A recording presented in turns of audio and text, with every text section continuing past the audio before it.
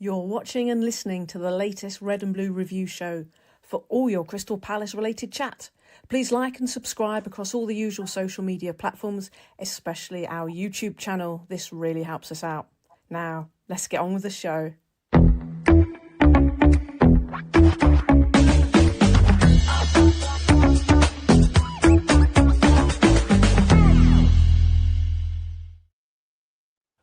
Ladies and gentlemen, a very good evening and a warm welcome to the Red and Blue Review. My name is Croaky Mr. Philpott, Nick Philpott, here with you for the next hour. I'm soon, you can take that down on screen, clown, thank you. Talking about clowns, I'm soon to be joined by Bozo the Clown, Ronald McDonald, Krusty the Clown and the Joker. They'll be joining me shortly. And we're going to be reviewing the two games from last week, Shelbourne and the Man City game. And here comes Krusty the Clown. Good evening, Ian. How you doing, mate? Hello, Nick. I am considerably better than you are, my friend. Good evening to everyone joining us. Ronald McDonald's, a.k.a. the Paul Gear. Good evening, buddy. Hi, Nick. Hi, everyone. Yeah, good to be chatting to everyone again. Hopefully, Nick won't use his voice too much tonight. Sounds a bit like Sean Dyche. Yeah, in all seriousness, ladies and gentlemen, I hope it's not going to affect your listening or viewing pleasure, so I will keep quiet for most of the show. Welcome back to the Joker, which is Ian Lyons. How are you, mate? All the better for hearing you with losing your voice, mate. I did think I'd get away with it for very long. And also joining us very briefly is the Fab representative, Tim Richards. Tim, good evening, mate. Evening, sir. Hope you feel better soon. I'm feeling fine, buddy. Thank you very much. I see you got the light shining on your head. You didn't think about buffing up until before you came on live. Well, I'm trying to get like Ian number 4, but it's not quite getting there yet. Yeah, not quite there. Right, Timbo, I understand you have something you want to tell us about and plug, I believe. So we had our last meeting a few weeks ago, and we're doing another survey that we want as many people as possible to fill out, to give us ammunition to go back to the club to force their hand a bit. We have told them that there's certain projects, certain items that we're expecting movement on this season. The club seem very receptive to it. I think it's made a difference, Sharon being back on board. This is what we're aiming to see. So there's a few positive things coming out. There's some things in the pipeline that we can't quite mention just yet. But is there anything you can mention, Tim? Because this has been going on for some time now, and to see any tangible results, I'm finding a little bit difficult at the moment. So if you're telling me there's stuff you can't talk about, is there stuff? Well, no. I mean, to be honest, Nick, that's a bit unfair. I think we have. I mean, it's not massive things, but we've helped with ticketing. We've discussed ticket pricing with the club and had some movement there, which was quite good. Season ticket prices, we kind of were involved with helping keep the increase down on that. All stuff that's been notified. It's the one thing that was quite interesting in the last meeting is the club actually turned around and asked us to stay on for another year, because they have acknowledged that things didn't move as quickly, definitely as we wanted, and I think as they wanted. And with what's coming up, i.e. the new stand and other things that are coming up, they feel that better traction could be gained by us staying on for that period of time, rather than trying to get new people on, get them up to speed, etc. Things haven't moved as quickly as we hoped. It's going to be interesting tomorrow because I'm going to the latest SAG meeting, the Safety Advisory Board meeting, which is a behemoth of a meeting with umpteen people from umpteen different organisations such as the police, transport, etc. So that'll be interesting to see. Good stuff. And what's the closing deadline for your QR code and your Fab thing? I think it's another couple of weeks yet. We've pushed them to have it open for longer than last time, which again they were receptive to. So, but again, the more people that do it and the more people that do it honestly, the more likely we are to get movement.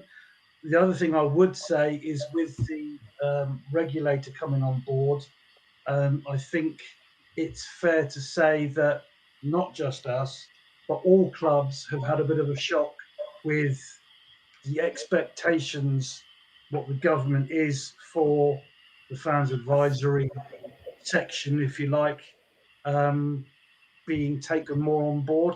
So basically, not just us, but every club is having their hand forced, shall we say.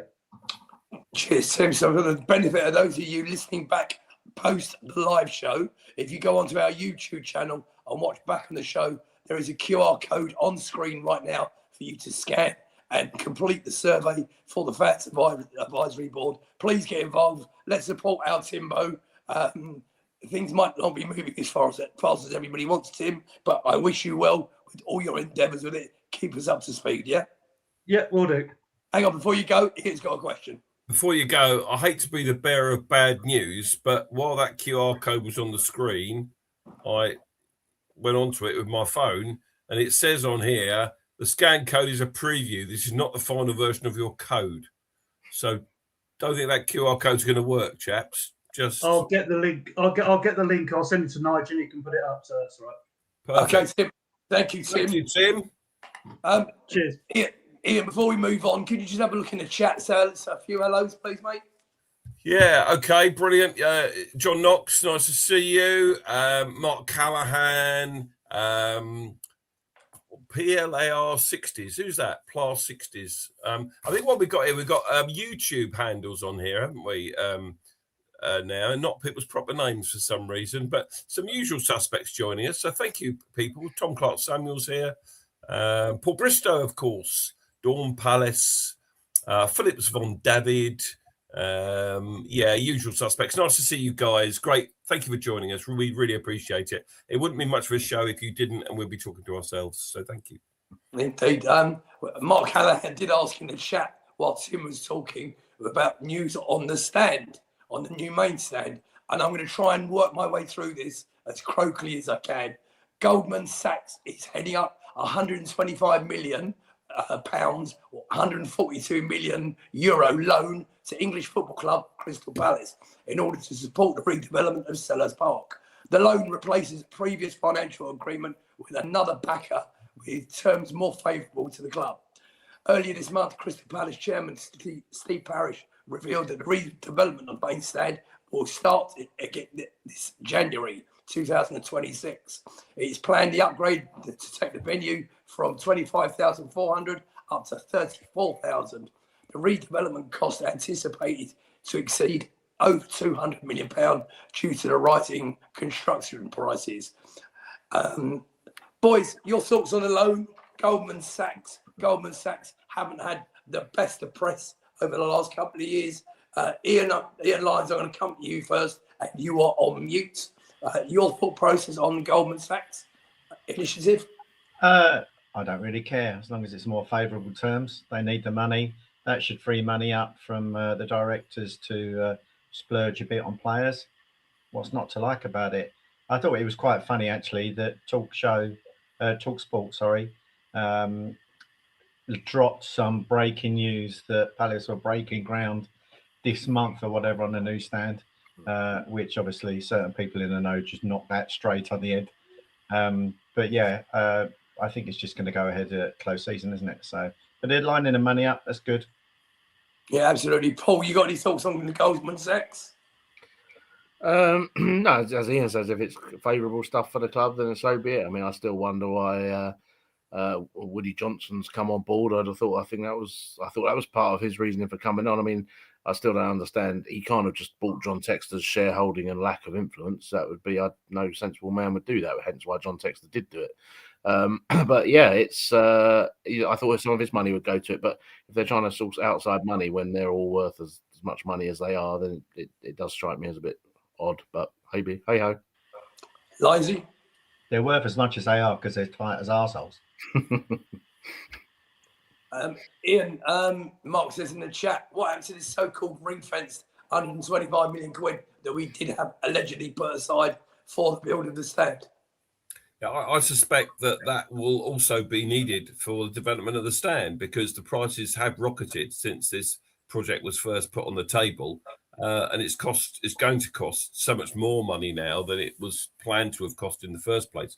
So if Goldman Sachs is lending us 125 million pounds, 140 million euros, the probability is they wouldn't do that without the club contributing a stake in the deal themselves.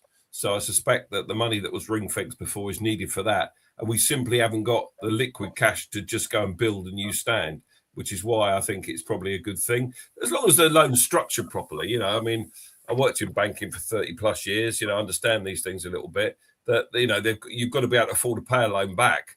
Ultimately, any fool can lend money. The whole thing is getting it back again. So, it needs to be structured in the proper way. And I'm sure it will be, I can't see why it wouldn't be.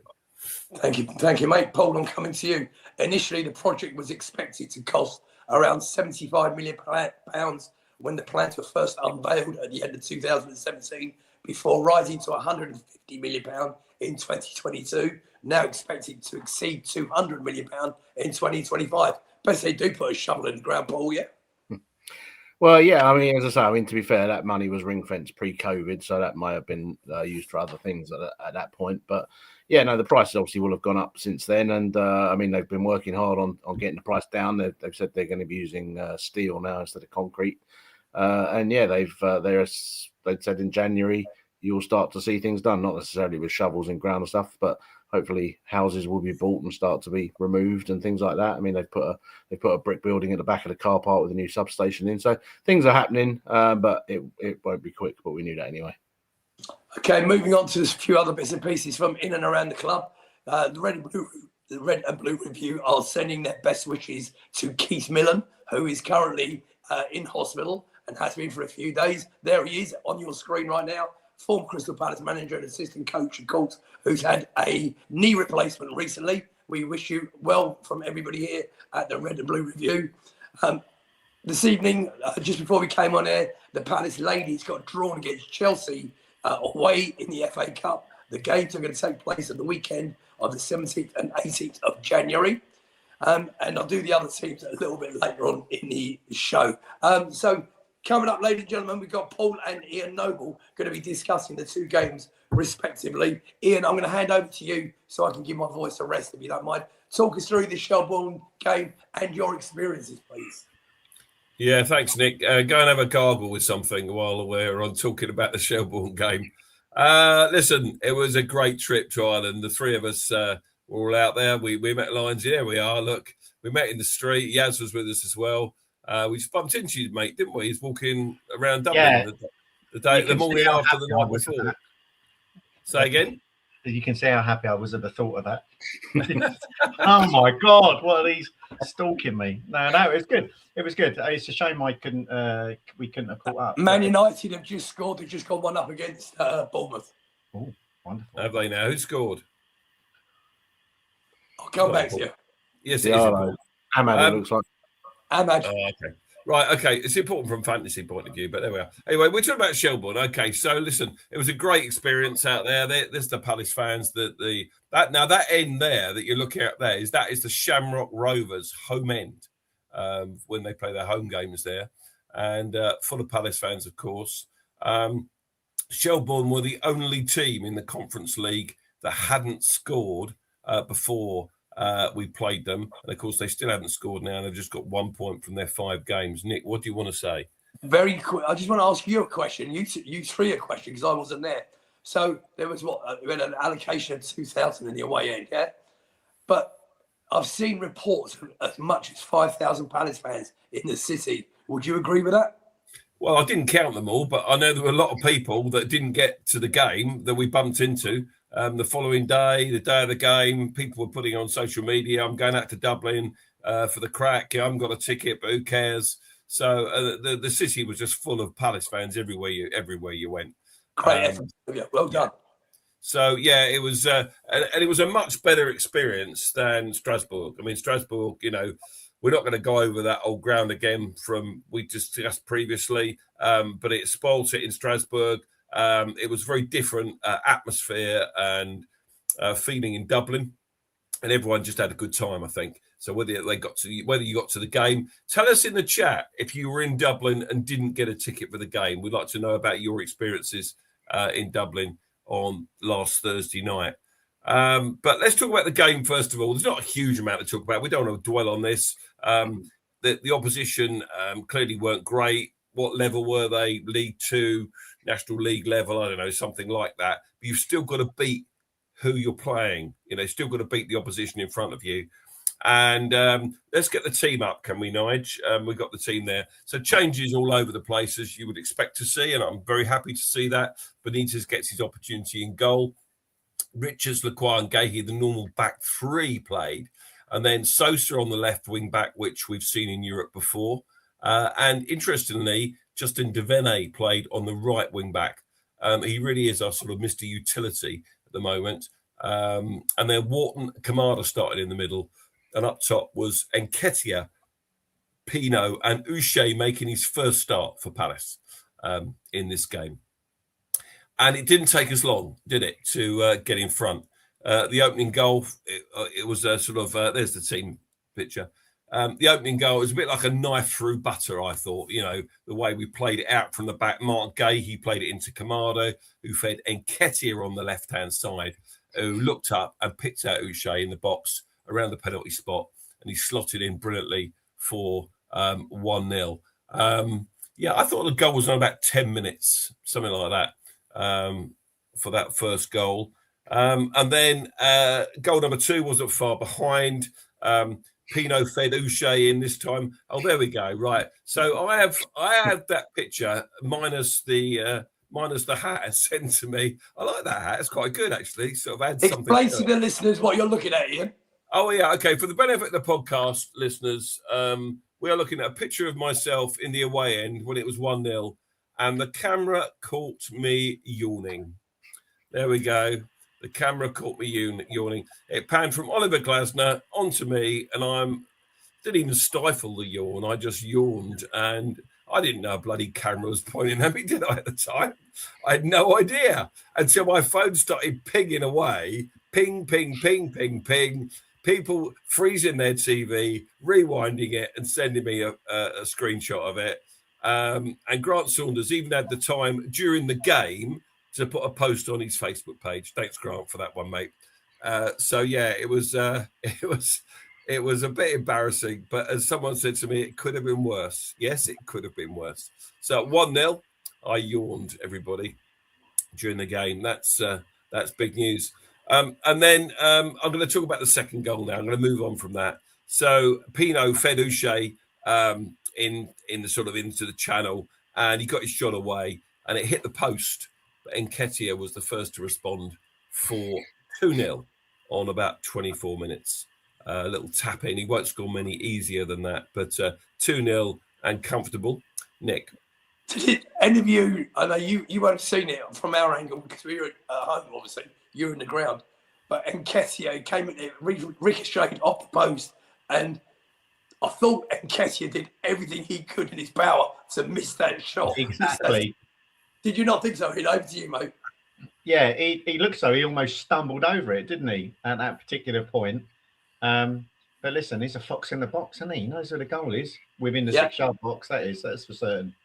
Yeah, sure. Yeah, I didn't really notice, to be honest with you. Maybe I was asleep by that point. I don't know. I was probably asleep by that point. Paul and I weren't actually standing next to each other. We somehow got separated in the ground. But I ended up with the HF, actually. I was right in the middle of them, and they were banging that bloody drum. And it was good fun at the end, though, because when we were singing the Christmas song at the end, I did enjoy that. That was a bit of a laugh. But yeah, 2-0 and really, really comfortable. We did have another chance before we got the third goal.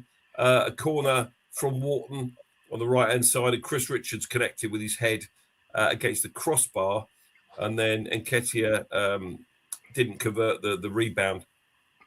But a minute later, Pino picked up a ball again, a similar position as he did when he made the second goal, and this time it was like the Red Sea parting, the red kit of Shelbourne parting, and he just went right through the middle of them, and he gets his shot away on the edge of the box there. He's got 3 defenders around him, but none of them put in a serious challenge, and he got his shot away, and it was a decent strike and a very good goal for 3-0.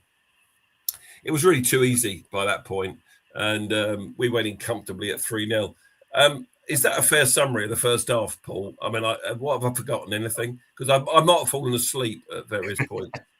No, that's pretty much it. As I say, we had a couple of other chances, but yeah, it was men versus boys really, and it was really a case of how many we were going to score. And obviously, going 3-0 at half time is pretty good. It's as we'll come on to now. It's just a shame we didn't get a few more in the second half for the future prospects that suddenly did come up that were better than I thought they would be. I didn't think we'd be in the position we are in the table after the game. So we could have done with a couple more goals in the event.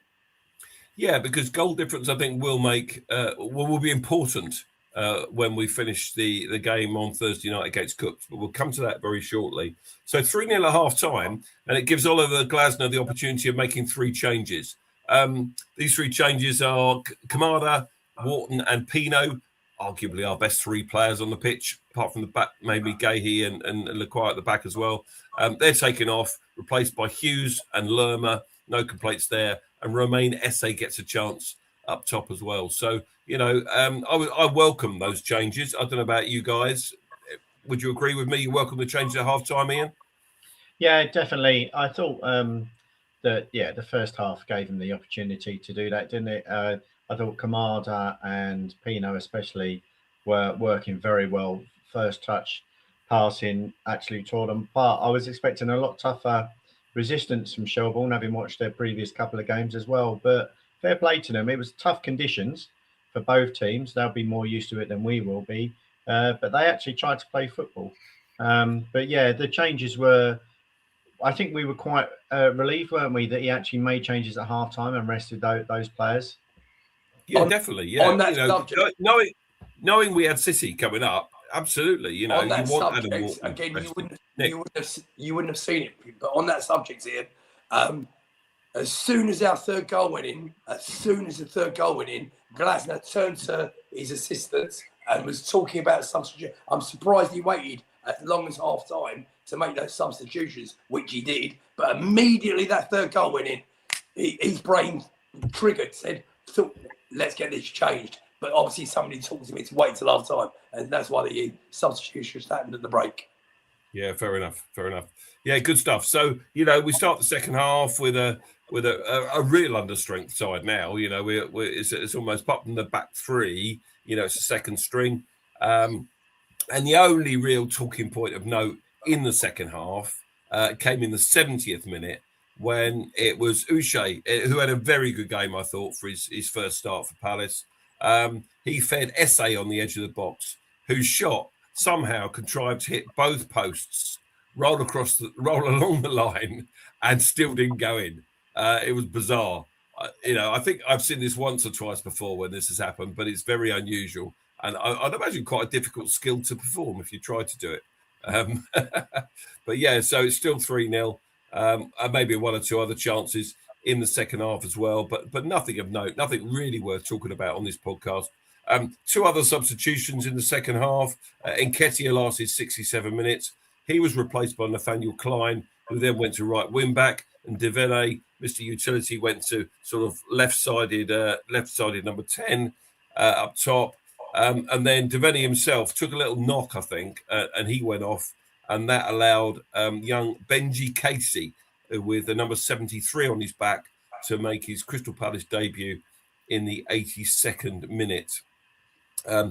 So we finished 3-0, and as Paul has already said, we could have done with 1 or 2 more goals, because goal difference, I think, is going to be important, especially as we have only got those 9 points. I don't want to go over too much old ground, but even the draw against Larnaca at Selhurst would have made us a little bit more comfortable going into this final game. Here's the table as it stands. So for podcast listeners, we're positioned 9th in the Conference League with 9 points, and the teams above us have got 10 points or more. Strasbourg, Shakhtar Donetsk are the top 2 with 13 and 12 respectively. And then the teams below us, we've got a few teams below us on 9 points, notably Larnaca and Fiorentina there as well.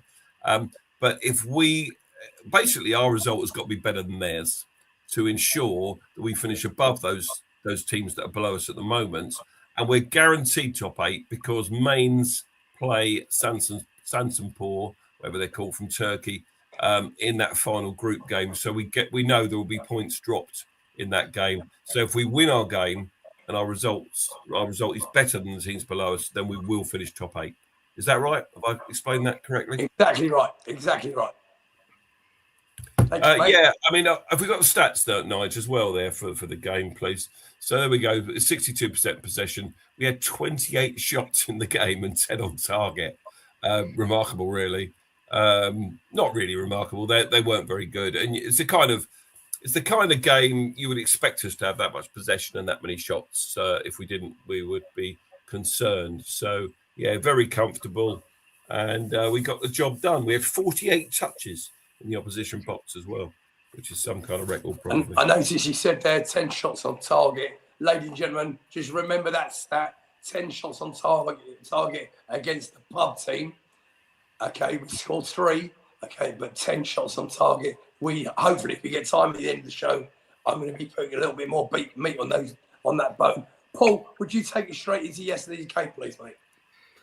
Yep. So obviously back to league action 3 days later. As we well know, we've yet to win a Premier League game on a Sunday after a Thursday European game. So we had quite a tough task to try and break that duck against Manchester City. Obviously, the first time we played them since the FA Cup final. So looking at the team lineup, basically one change from the league lineup, as we sort of call it now, with Sarr, who was pronounced fit before the weekend. So may as well use him before he goes off to AFCON. So he came back in for Nketiah, who went back to the bench. So that was the only change from the last league lineup the week before at Fulham. But the game started and Palace on the front foot, which is always good to see. The first real foray into the City box was in the 10th minute. And the ball was bobbling about up in the air, bouncing around, and Mateta managed to get the ball out to Sarr, who heads it back into the mixer, and it sort of falls outside to Klein, who's running into the box, trying to do his Daniel Munoz impression with his attacking instinct. And unfortunately, that's where his Daniel Munoz impression ended, and he sort of sliced the ball a bit wide. But it was a good start, and telling City that we're on the offence and we're going to go for them. Next chance was soon after. Walton gets the ball in the centre circle, and he plays one of his lovely flick over the top balls to Pino. And he goes clean through, and he side foots it and hits the bar. We talk many times about hitting the woodwork and not making the keeper do any work, and that really, when you look back at it, it was a poor miss. You've got to hit the target from there. You've got to score from there, to be honest. I mean, I was saying, actually, we weren't ready for a goal. We weren't about to celebrate a goal because from the naked eye at the time, he looked well offside. But as they were running back, the linesman was telling Nico O'Reilly that he was playing him on, and sure enough, he watched TV, he probably was. So that made it a bit more galling that we missed this really good chance. But yeah, at this point, we're the only team doing any attacking and probably looking like the only team who's going to score at the moment. Kept pressing, and very soon after, Kamada gets the ball and drives into the box and lays it off to Mateta. And again, JP, obviously, we know he's suffering a bit with confidence at the moment. That's probably why he was left behind from Dublin. But yeah, he's missed kicks and attempts. Then Pino has a mazy run into the box as well, goes through a few players with some nice footwork, but just as he's about to shoot, he sort of loses his balance, gets knocked over a bit. No real offence there or anything like that. But it was all Palace at this point. And then 27th minute was the first time City really showed any attack. One of their players stormed towards our box and decided to run into Chris Richards, and obviously our friend Darren England, who I'm sure we'll get some mentions in throughout. He decided obviously it was a horrendous foul and gave them a free kick on the edge of the box. And Foden decides to try and outwit Henderson, really, because everyone's expecting the shot to the far corner, but he's gone for the near post, and Dean's made a good save. Unfortunately, it's fallen to Reinders, who was offside, so we got that ball. But that was the first real scare we had, if it was a scare. But City's slowly sort of beginning to get their foot on the ball a bit more, and you got to start worrying when they start getting into their mood. But we're straight on the front foot again, and again Walton plays another slide rule pass down the outside on the right, and Sarr goes through and he dinks it over the keeper, but it goes wide. But he was offside anyway. So there was a lot of offsides in the first half. It was quite frustrating to see, to be honest, because it was pretty much right in front of us. Then Walton's had a shot from long over. I've noticed one thing. I don't know if you guys have noticed the same. Adam Walton, he's obviously desperate to score. He had a lot more shots in Dublin, and he had a few shots the other day. Unfortunately, his shooting is not of the standard of his. We are going to be covering that in some detail, mate.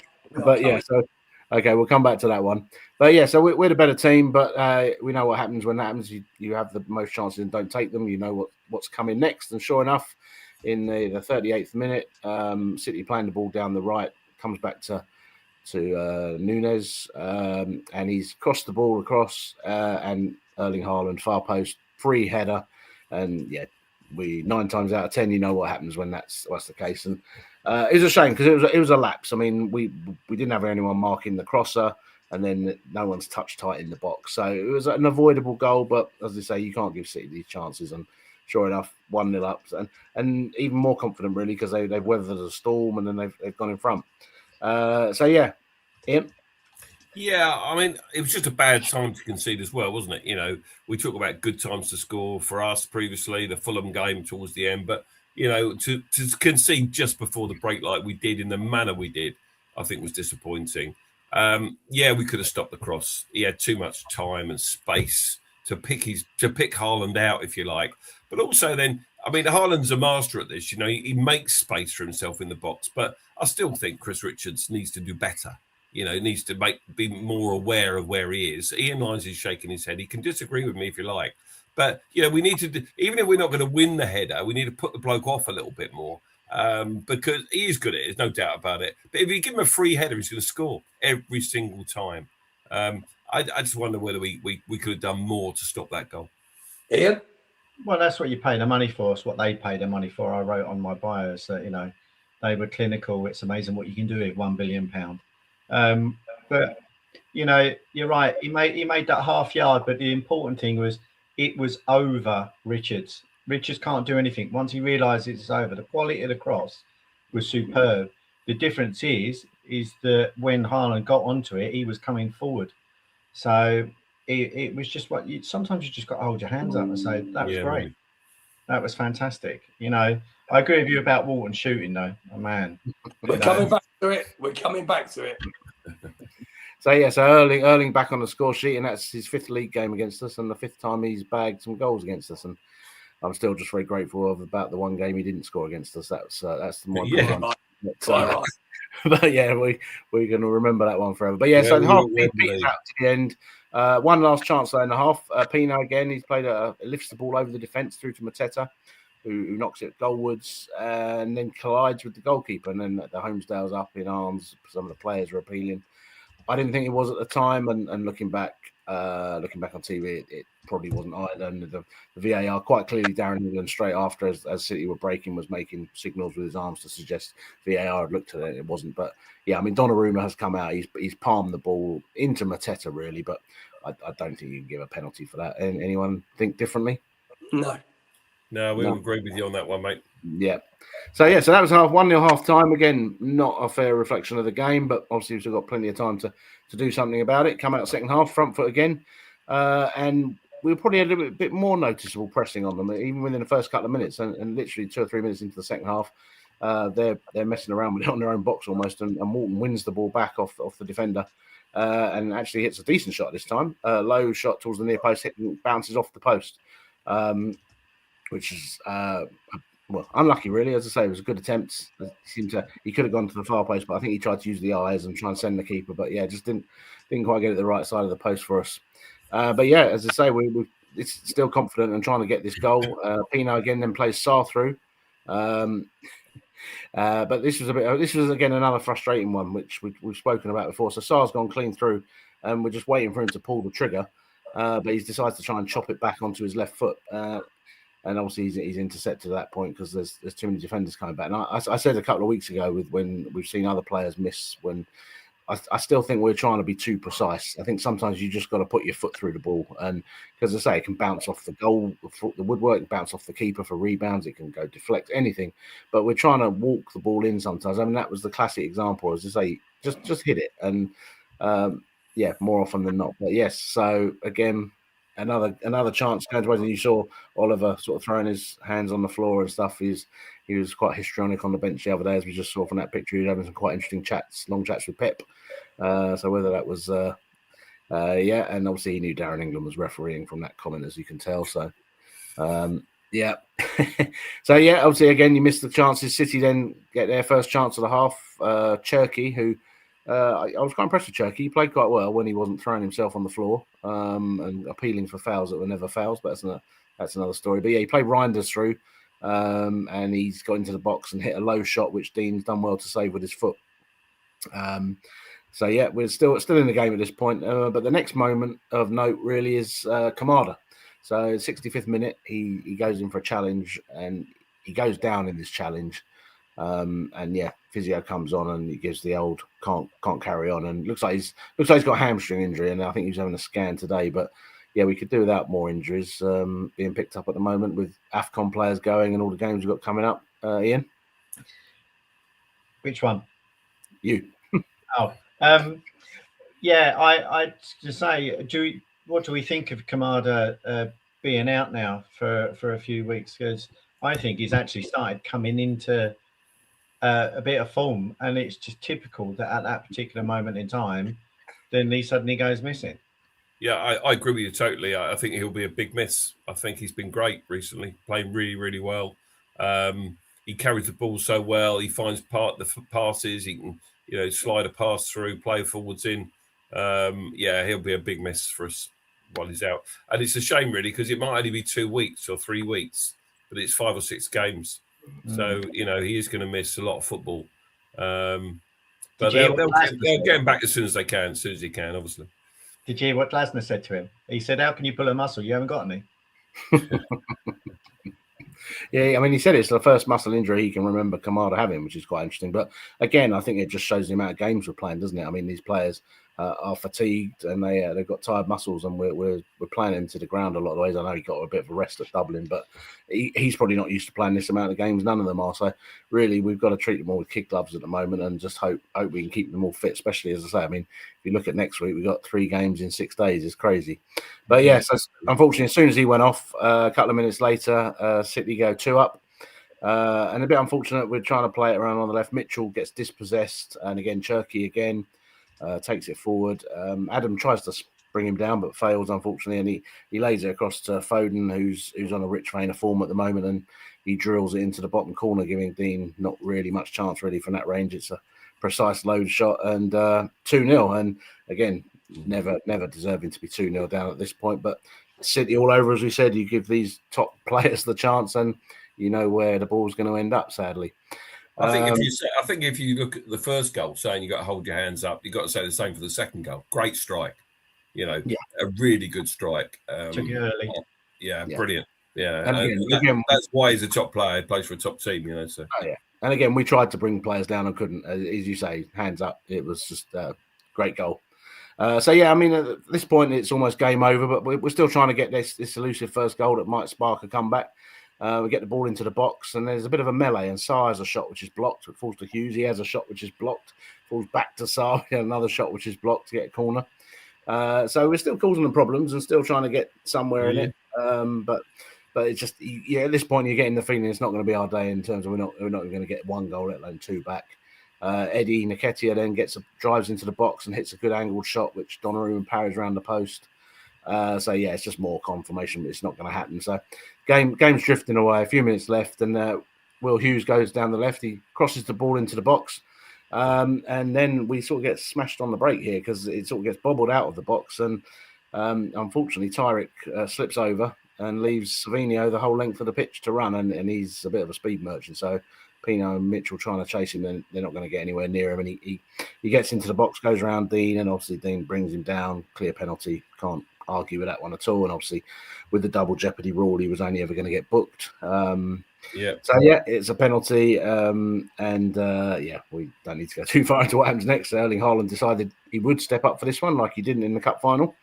Sent Dean the wrong way, and 3-0. And just to go back on that goal, it was a bit unfortunate in that everyone knows how much I have and still rate Tyrick Mitchell. I think he's excellent left back. I think he should be playing for England. I just think it's a bit unfortunate that he was culpable in 2 of the goals when Thomas Tuchel was sat there watching him. It was just sod's law, really. But yeah. Do you think he was culpable for that last goal? Because I think it was Pino that was culpable. Pino played in the ball that was short, and I think Pino's more culpable for that last goal. Well, he slipped, didn't he? Mitchell slipped, didn't he? He doesn't slip. He gets the ball, and he intercepts it. Bournemouth has just equalised against Man United, by the way.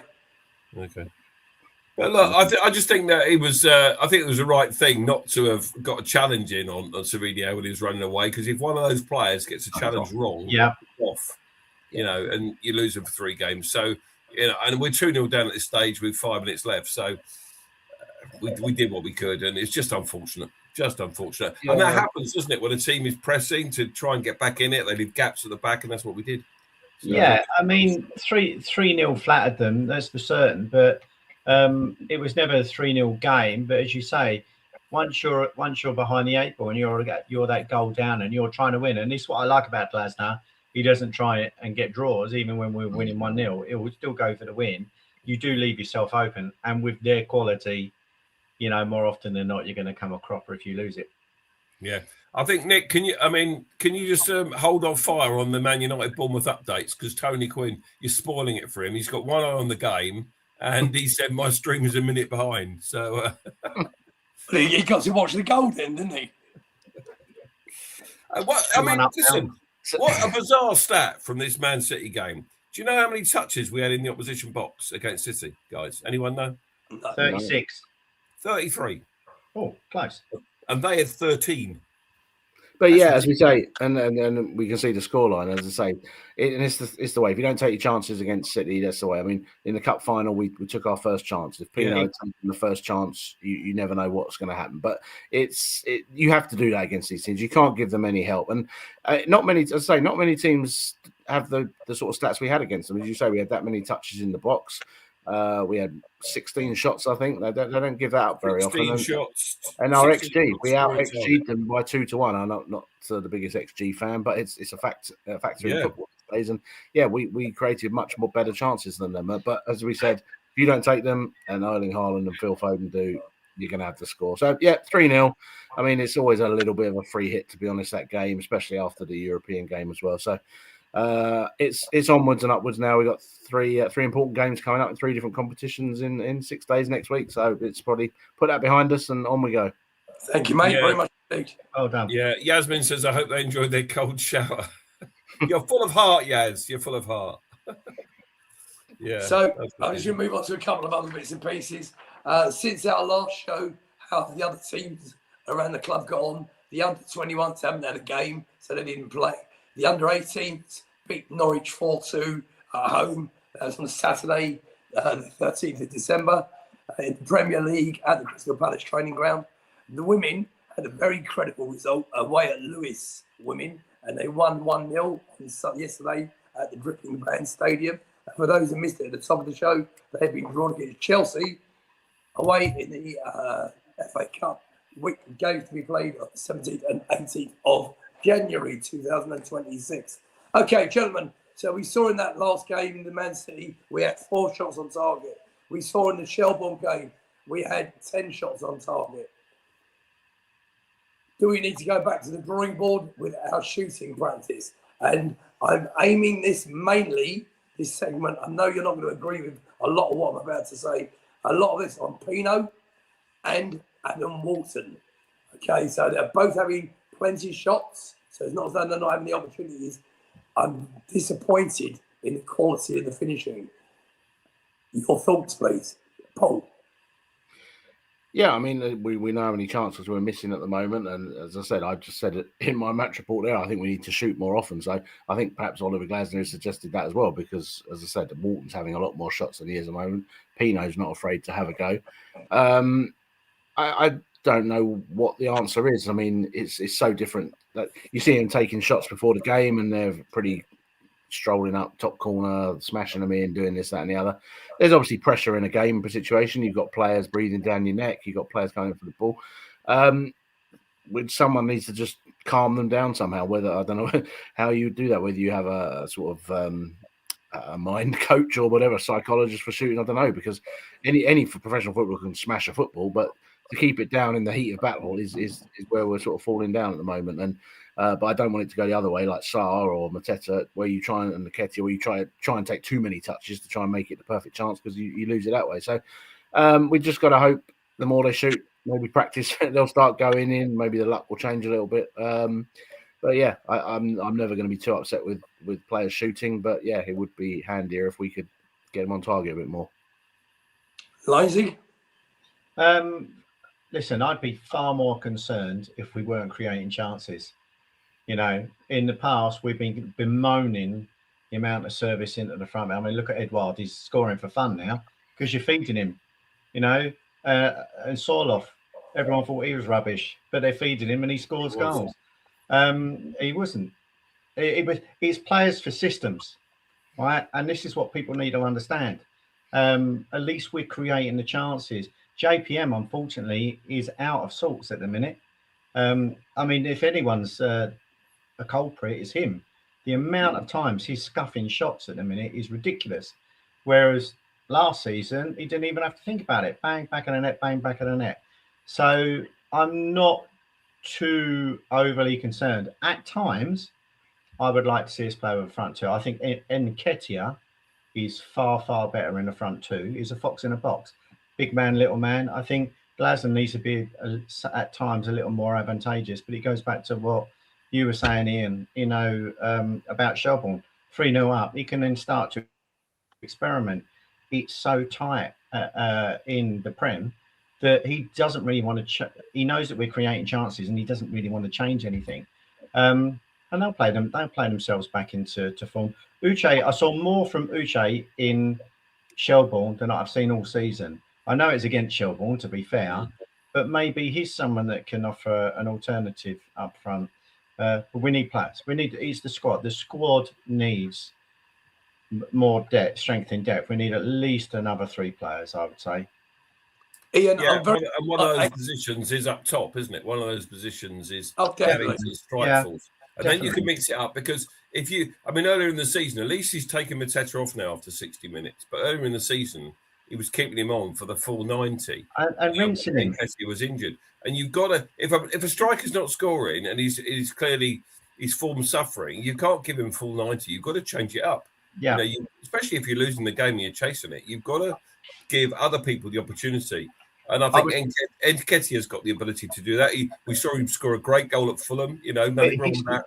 But he's not a lone striker. He can't play alone in that system. And this is what I'm saying. It's players for systems. And what I was pleased that he gave Essay a chance against Shelbourne, bigged him up. Hopefully he'll give him a bit more time and bring him on with 20 minutes to go. Casey, I'd love to see Casey get, 15, 20 minutes, but these are luxury, and a luxury we can't afford at the minute. So it's interesting. It's interesting. Yeah, I mean, we've got. I don't think he'll make too many changes in the Carabao Cup quarter final either. But yeah, we definitely need added players in January, and up top is one of those positions. I would suggest that we need additional depth.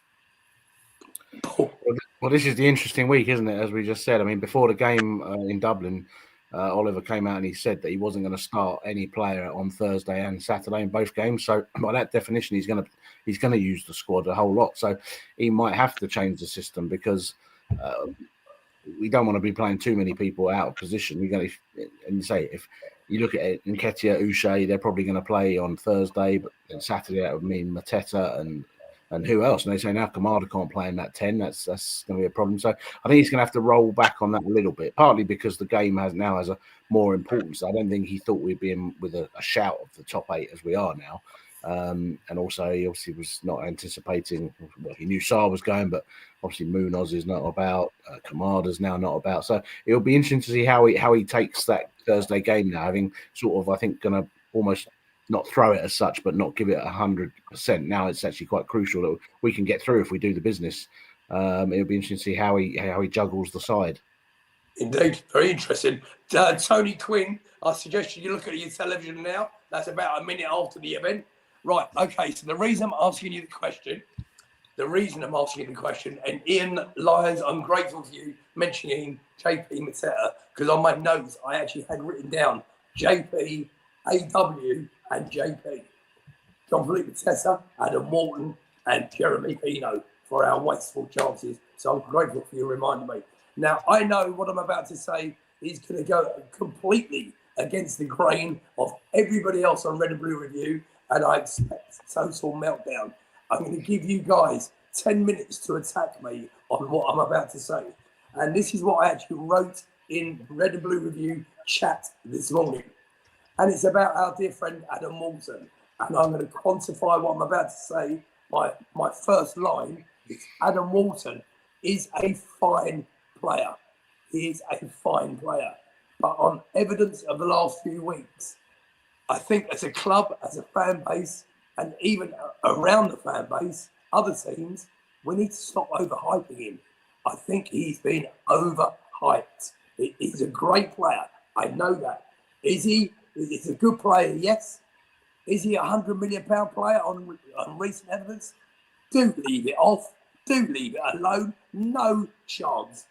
Is he a world beater? Not a hope in hell. Okay, we as a fan base need to give the guy a chance. Give him a bit of a break. The whole world is focusing on Adam Morton, and it's been called by us, the fan base. Okay, he needs to develop so much more and learn how to score the odd goal for a start. He needs to put one in the back of the net. Let's see that goal celebration and let's bring him forward from that. But is he a world beater now? Is he a £100 million player now? No, he ain't. No, he's not. Over to you, Paul. I think you need a few more drugs, mate. You sound, you sound bad, but saying some strange, weird things. He's been playing really well recently. Okay, his shooting's not the best, but he's been getting some reviews based on his performances. I mean, £100 million player. It depends what you're basing that on, doesn't it? If you're going to judge it on a certain people, I mean, if you say he's as good as Moises Caicedo, he's younger than him. He's played for England on the market. He's worth £100 million. Yeah. If you're going to try and compare him to someone else who's gone for £80 million and is the finished article, then you can't. But in today's market, he's worth that money. And I think it's better to hype these players up rather than play them down. I mean, I keep seeing online someone saying, "Oh, Palace are prepared to sell him in the summer for £60 million." That's ridiculous. We should be bigging him up and demanding £100 million from anybody who wants to talk to us. And yeah, but the other thing you also have to say is, and this is something I always said about Kevin De Bruyne. Kevin De Bruyne always got the most assists in the league for Manchester City. It's because he was feeding Erling Haaland. Adam Morton, if JP Mateta had scored 5 more goals this season from Adam Morton's passes, he'd have 10 assists this season as well. So I think it's harsh to say he's not worth that. I think it's harsh to say he's not playing. Yeah, of course, he's only 22, 21, 22. He's young. He's still got to develop. There's no doubt about that. But I think where he is at the moment, I think he's England's most prospect midfielder in the country at the moment. Yeah, and I would agree with you, Paul. I think he's a fantastic prospect. I mean, we've said, he's shooting, he needs to improve. Of course he does. But his slide rule passing to create opportunities is excellent, outstanding, second to none. It's just our finishing, which we've already discussed on this podcast this evening, isn't good enough. If we had someone really decent, if he's playing for Manchester City and he's feeding Haaland like that, he's getting loads of assists all day, every day. Yeah, I'm not going to disagree with either of you two. You've both taken the points I was going to make. He's still 21. Yes, he's had a bit of a dip, but if he plays with better players around him, he's going to, you'll soon see everyone drooling over him. I'm quite pleased that he's not hitting his bootstraps at the minute, because it means he'll be with us for longer, because people will be coming and ahhing about it. And Paul made a great point about put that £100 million tag on him to tell everyone to F off, just like Marinakis is doing with all his players, overhyping them. 120 million for Elliot Anderson. I think Anderson's a great player. I'd put the pair of them on a par. I'd love to see the pair of them in a middle two with Declan Rice. I think that would be, heaven sent for England. But the kid's good. The kid's great. He's probably one of the best midfielders we've had since Lombardo. No doubt. And I'm not I disputing agree. that. I completely agree with what you're saying, though, Nick. You know, everyone has that, and I think this is across the board. We're riding the crest of a wave, the biggest wave that we've had as a club in our entire history. But we have to take a step back and appreciate that that's the fact, and appreciate the squad depth. The players are knackered; they're going to miss things. Things aren't always going to, and we've got to keep off everyone's backs and just say, that's it. Be measured about it. Let's right. It's only 3 points. We might as well have lost 1-0 yesterday, as opposed to just as much as 3-0. Same amount of points against Man City. We're number 2 in the league, but that's how far we've come. That we're disappointed with that, but we have to realise that at some stage, some point, this is all going to end. So, and I make you right, mate. And I absolutely, mate, you're right. And by the way, Paul, I'm coming to you now. I mean, Philip Von David said in the chat, he said, it's not just us doing it. The media aren't helping it. They're all piling on the Adam Wharton bandwagon at the moment. And it doesn't help that his own manager, Wharton's own PR manager, was on TalkSport peddling him yesterday, saying, yeah, we've got a plan for Adam Wharton. Well, hold on a minute. He's our asset. He's not your asset. He's our asset under a long-term contract. Okay, I think the club needs to be stronger and tell these people, I won't say it, but go away. Just close on him. Start getting him insulated a little bit. The trouble with Wharton, I honestly feel he's lost a bit of form because of the outside noise. And that's my honest feeling. Paul, over here. Yeah, I think it's more of a case as Ian's just hit the nail on the head. I was going to say, he's playing 2 games a week at the moment. He's getting no recovery time. There is fatigue in the whole squad. So you're not always going to play at your best. But as I say, I think he's top notch. He's going to be top notch. And as you said, his agent was on TalkSport the other day. It was a very strange interview, to be honest. It was, but he did acknowledge Adam had to do the work to get the plan in action, and I think they are. And as I say, I think if we could rest him a few times, it would be great. But with the injuries we're having at the moment and the amount of games we're playing, which is unprecedented, he's playing all the time. So they're like all the players; they're all going to have dips. And it doesn't help that our own admin at Crystal Palace is putting together reels of his passing and putting it all over social media. Why are we doing that, actually? It's crazy. It puts added pressure on the lad anyway. Does he really want to see that? He probably hasn't got any social media, has he, Adam Wharton? I'm not sure. But look, leave him alone, let him play his game, let him develop. I'll be very surprised if Thomas Tuchel doesn't pick him for England in the summer. Very surprised. Now he's made the last squad. I mentioned on podcast last week or the week before that the Albania game, I was watching him specifically for 70 minutes because I knew I had to do a report on him for BBC Radio London, which I did, because they wanted a Palace view on Adam Wharton's full debut for England. And listen, he did all right. He wasn't outstanding in that game, but he didn't look out of place, really, and he grew into it. So he'll get better. He'll have other games, and he will score. He will score, and he'll assist, and he'll get better. And, thank you, gentlemen. At some point in the future, he will sign for a big club for big money. So there you go. Thank you very much, gentlemen. That's really interesting. I enjoyed that. Nigel, could we have the upcoming fixtures, please? So, excuse me a minute while I cough. Ian's talking through the upcoming fixtures. Yeah, okay, mate. Yeah, I know what it's like. Yeah. So on Thursday evening, guys, if you haven't got a ticket yet for this Cups game, and you're in the south of England, and you're not doing anything Thursday night, get yourself down to Selhurst Park. We need every single Palace fan there, getting behind the team. Paul Gear's got a couple of tickets available, by the way, if anyone wants any. He's selling them. But it's on TNT Sport. But don't watch it on the box. Come down to Selhurst, get yourself down there. It's a great night under the lights with all the green neon signage and everything. And it's an important game, as we've already said. We've got to win this game. That's on Thursday. And then totally unprecedented, 48 hours later, we play Leeds in the Premier League. Completely bonkers. That one's live on Sky.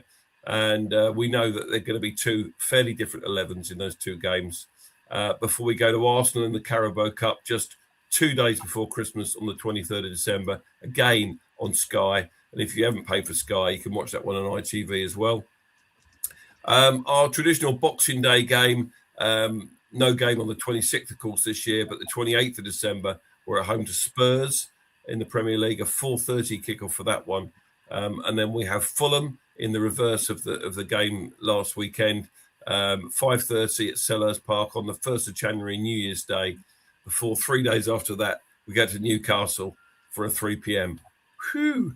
And they wonder why the players are knackered and exhausted. Absolute madness, mate. But the fans are knackered and exhausted as well going to all those games. If you go to all those games, like I know Paul Gear will and Yasmin will, you guys are going to be shattered come the 4th of January, let me tell you that. And we will be back next Sunday, I believe, at 8 o'clock. Am I right in saying, Nigel? Yeah, we'll be back on Sunday, the 21st of December. Hopefully, I'll have my voice back by then. I'm going to sign off now, if you don't mind, ladies and gentlemen. I'm going to give my voice a bit of a rest. You'll be delighted to know. I hope it hasn't affected your listening or viewing pleasure. Ian, and Paul, as always, boys, great to see you. Have a great week. I'll see you hopefully at Selhurst on Thursday. On behalf of myself, Nick Philpott, and his wonderful team, especially Nigel Croucher in the background, thank you very much, everybody. I'll see you next weekend. Good night, everyone. Good night. Night all. Take care.